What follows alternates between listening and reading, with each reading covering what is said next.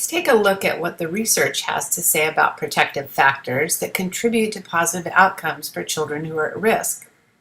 Think of these as buffers that don't eliminate the risks and stress, but allow the individual to deal with them effectively. The protective factors include intelligence, connectedness, socialization, and community. We will discuss them briefly now, but we'll return to these throughout the term when we explore interventions. Here are some individual characteristics that contribute to resilience in young children. If you've worked with infants, you probably have observed some of the earliest behaviors that elicit positive responses from adults. These babies are easy to spot. They include being easily soothed, they're active and alert, they're often affectionate and good-natured. They usually have good feeding and sleeping routines. These babies are often referred to as easy babies. Maybe you have a child of your own that was an easy baby. As it turns out, these same characteristics were observed in children from high-risk families, such as families experiencing chronic poverty, drug and alcohol problems, family instability, and mentally ill mothers.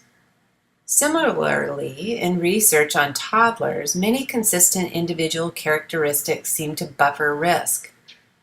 You've probably experienced some of these toddlers. They're usually alert and cheerful, responsive. They're usually self-confident and independent, and have advanced communication and gross motor and self-help skills too. And they're also engaged in more social play and have better developmental outcomes later. Also, children that have experienced physical abuse and had better coping skills, these kids were better able to problem-solve tasks in frustrating situations that were tested by researchers. Genetically based protective factors include at least average intelligence and some of the positive temperament factors already mentioned above. And children grow older, having these protective factors can help give children confidence in their ability to cope by using multiple and flexible strategies, including seeking the help of others when they need it. The next area of resilience is connectedness. This is the ability of the child to form secure attachments, a sense of belonging, and to develop trust. Research has shown that resilient children experience stable and nurturing care that included adequate and appropriate attention in their first year of life.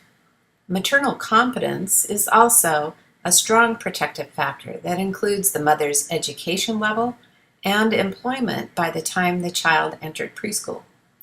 We also know that when parents are not able to care for their children, that grandparents' care can provide a strong protective factor and can provide the nurturance and bonding essential to developing children. Sibling relationships can also be a supplementary support for at-risk children, providing major emotional support for children under stress during such as times when, such as parental divorce. However, war orphans have sometimes been the main protection and provider when their parents have died for their siblings under extreme circumstances, and these children were still able to thrive.